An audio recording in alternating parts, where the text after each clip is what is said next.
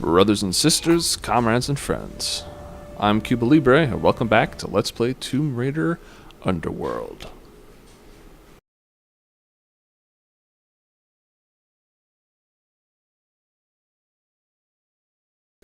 Folks, welcome to Nibelheim.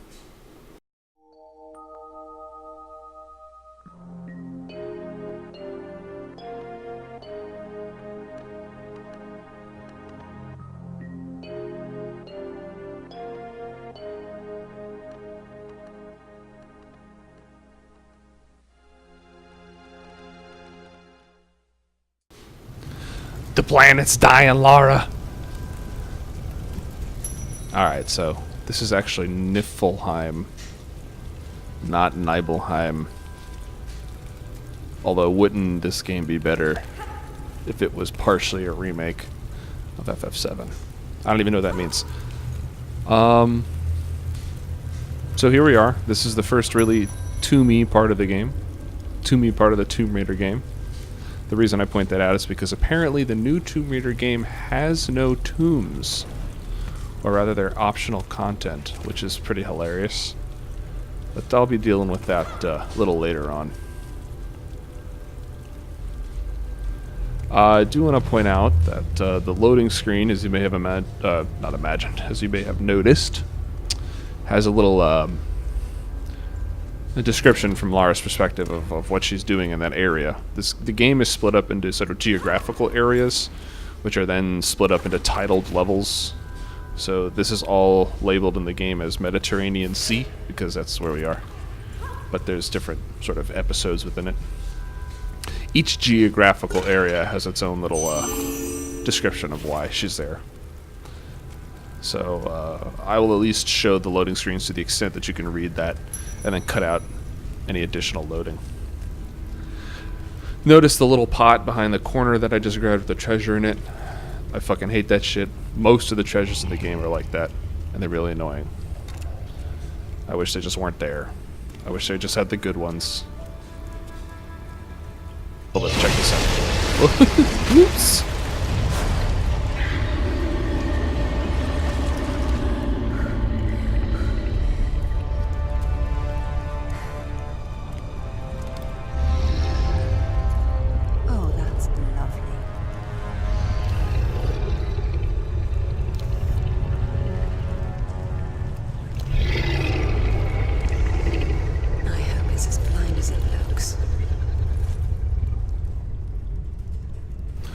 Release the Kraken! Internet meme. Then he took an arrow to the knee. Alright. So this is, I think, is one of the disadvantages of this game. There's a little gap there, but you can't jump and grab onto it and crawl into it. Why? Because the game doesn't want you to. That's the only reason. Unfortunately, the increased graphical fidelity means that there's more crumbly stuff that you can't actually do anything with, which is dumb. Obviously that big spiky chandelier has to fall on the Kraken, but of course it's not going to be as easy as just shooting the chain out. So yeah, at any rate, so there's some places that you feel like you should be able to grab onto or jump into, and the game's just like, nah. Something that the first Tomb Raider didn't have to deal with, mostly just because of how basic the graphics were. The whole thing was built out of like the cubes and tiles that were relevant to that game's movement scheme. So I don't necessarily blame the developers, but it's a problem that any modern 3D exploratory platformer is going to have to deal with. As graphics get better, you have to start explaining more why the protagonist can't just grab onto any little piece of the environment. Kraken don't give a fuck about bullets. And you either have to do that through really good level design or just willful ignorance. Just like, I hope the player doesn't care that we won't let them jump here. I don't really have any good solutions to that, but before someone can make a truly great exploratory platformer in the HD era, someone's going to have to figure out a solution to that problem. Also, that's awesome. I have no idea why I missed that jump. Sometimes you just miss jumps that you think you shouldn't, but you do. Lucky for me, the Kraken doesn't give a shit. You can be all around it down here. It doesn't move, it doesn't care.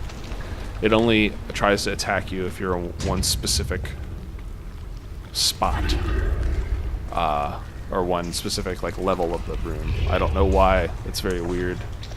But the Kraken is just not a threat. It's mostly just in your way. Again, another ledge on the top of that guy's boot. Couldn't grab it. Don't know why. Because you can't. The end. Let's look at that little do-side-do to pick up that treasure. When you press the button to pick up the treasure, you go into a little automatic animation. And if you're not exactly the right place, it'll put you in the right place. Because, you know, the animation is one specific animation, so she has to reach down and grab the treasure specifically. But sometimes it just wigs out, and it does that instead. So now we've got the basic layout of this room. It's a giant kind of hub room. There's 2 main levels, and then we came in on the top level. There's this middle level here, and then there's the sort of the bottom level, which is full of water. The middle level has wings on each side. They lead to these gear rooms. And so obviously, I don't know what these gears do right now, but it's Tomb Raider, which means that there's some shit that moves, you probably gotta move it.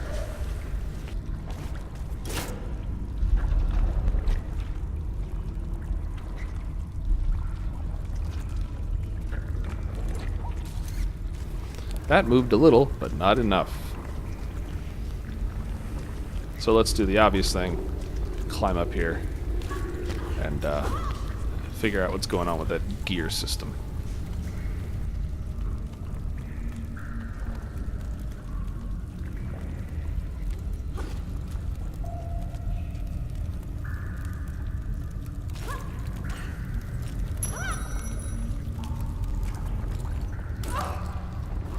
Oh look, I fell through a ledge. That's another example of the game just not doing what you think it's going to do. The mechanical kinetic fidelity does not match the visual fidelity. In other words, the mechanical elements are not of climbing, grabbing, walking, are not represented to the same granularity as the visual elements. I guess this is just another way of putting the same problem I was talking about earlier. How do we solve it? I don't know. I'm not a genius game designer. Probably some kind of procedural animation system. The problem with that, of course, is that it's hard to make that controllable to such a fine level. And it makes the game seem to play itself. It's kind of an Assassin's Creed problem. You can climb on anything, and he does it the right way. He puts his arms and legs in the right positions and all that stuff. But that means climbing isn't really a mechanic in that game. It's a... Hey, look, another ledge I can't grab for absolutely no reason. And now we get to the awesome part of the level where the Kraken does try to hurt you for some reason. Oh god, oh god, oh god, go, get out. Get out of there. And that's it. That's the entire radius of his dominion. That's all he cares about. That one little platform right in front of him. Anyways. So yeah, so in Assassin's Creed the climbing looks good. You can climb on anything in the game. It sort of matches one-to-one the detail of the graphics, but the problem is you don't control it all. You just hold up and your guy just climbs. To represent that kind of fine detail in the controls, which I don't know. Ooh, barely missed. I don't think that stuff can hurt you, but it looks cool. Jump in that rock, slid by. Safe. Yeah, it's going to take some kind of game design genius that I am not. But in the meantime, we have to deal with this awkward kind of bullshit, which is present in this game and many others.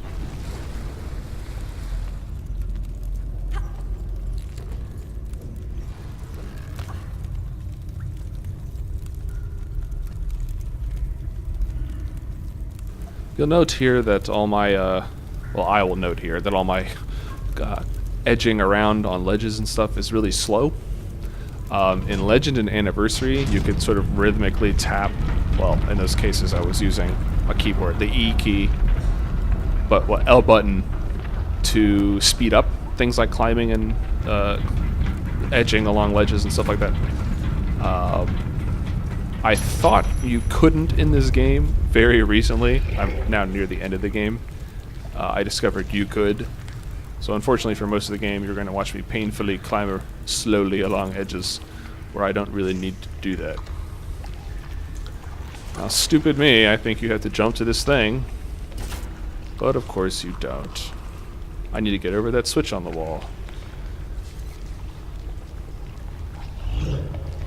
And there's a bunch of nice ledges right in front of me to climb over there. Oh, I'll go get to them. Oh, or not. You know, whatever. Don't jump far enough to land on it or grab the edge of it or anything. Just kind of slide off. Luckily, the checkpoint is right there. Fucking ridiculous.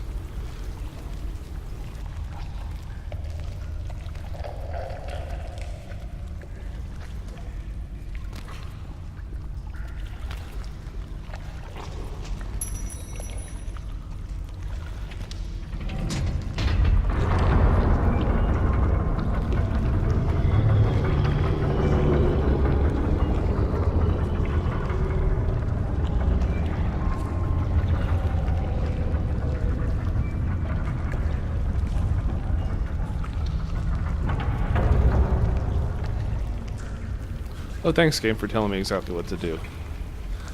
I guess they had to make it obvious because you haven't had to shoot anything yet in the game. And it's a modern game, so every new thing has to be tutorialized first before it can just be used. But whatever.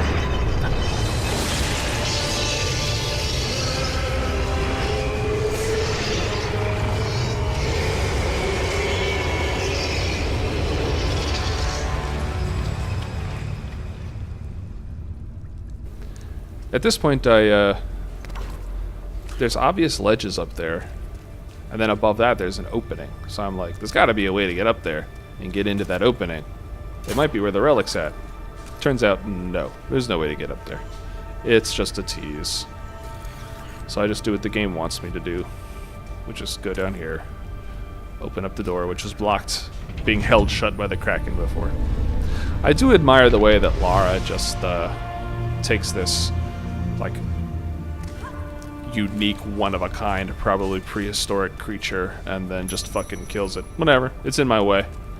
That's the old insane, for my own glory and interest, don't care about the world Lara that I remember from the first couple games. She's just bored and rich and athletic. What can I do to make my life interesting? Not anymore. Now she's all concerned about the fate of the world and her mom and all that shit. Anyways, I was exploring that pit because in most Tomb Raider games there's punishment pits, but they also often have things in them that are worth getting. So you want to first go to the punishment pit, then climb out of it, then go the right way. In this game, the punishment pits just seem to be punishments. They're usually deep enough that you just straight die. There's no way into them. I mean, falling into them means you can't get out. So I kind of actually appreciate that. It was always sort of weird that there were obvious platforming segments where the fail state was to fall down into a little pit that would have a med pack in it or something. I don't know. I mean, I suppose it goes towards explorability and all that, but I don't think it added that much to those games. That wasn't the cool part of the explorability. I prefer just to be able to file away in my subconscious. Pit, don't worry about it. Just get past it.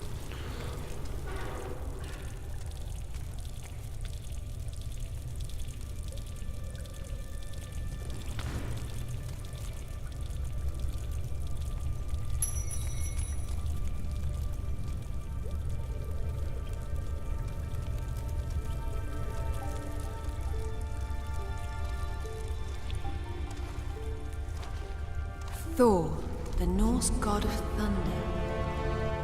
Whatever Whatever are you doing down here in Niflheim? According to the Eddas, Thor needed special iron gauntlets to wield his mighty hammer Mjolnir. Could it be? All right. So that's it for this segment of level. Now we have to actually deal with this tomb. Because we're a Tomb Raider, that's what we do. I'm CubaLibre. Thanks for watching, and I'll see you next mission.